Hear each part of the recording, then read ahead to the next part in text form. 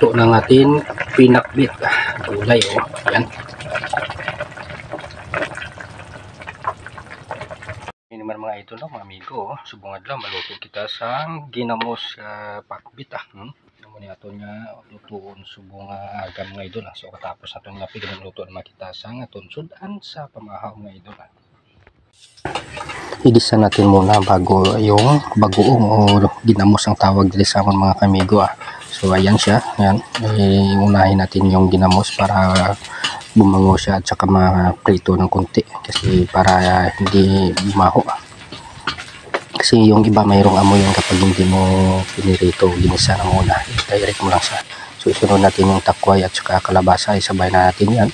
Tapos lagyan natin ng tubig, yan.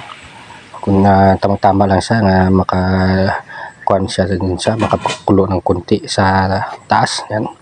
Pagkatapos niyan, yan, kung kumulo na siya, ay lagyan na natin ng pampalasa. So yan yung magic sarap. Hindi na tayo maglagay dyan ng asin kasi medyo maarat na yung ating ginamos o yung bagoong kanina na nilagay natin. Tapos lagyan natin ng oyster sauce. Ayan.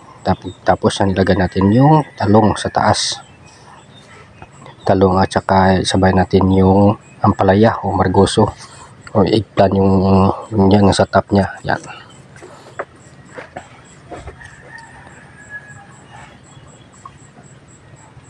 So madali lang to mga lutuin mga amigo. So sa hindi marunong magluto, ganito lang magluto. So napakadali lang kapag gulay. So wala tong kontra kasi healthy po dito mga gulay na to. At saka yung mayroong allergy dyan ay huwag na kayong gumamit ng ano tawag nito nung ginamos o kuan bagoong kasi bawal yan sa mga may allergy. So kung wala naman kayong allergy, pwede kayong maglagay. At saka yung hipon, ayan, nagdagdag ako ng dried na hipon dyan sa taas para mapadagdag rin yan ng lasa yan. Para medyo may bango-bango na konti yung ating minuto na pinakbit na gulay. So napakasimple lang tulutuin. Takpan muna natin hanggang maluto yun. Tapos yan, lagyan na natin yung pampaasim yan kasi para matagal na mapanis kung kuan na halimbawa na hindi pa nyo maubos hindi nyo pa maubos ay siyempre dapat lagyan natin ng kunting suka lang tsaka patis so tuyo yan.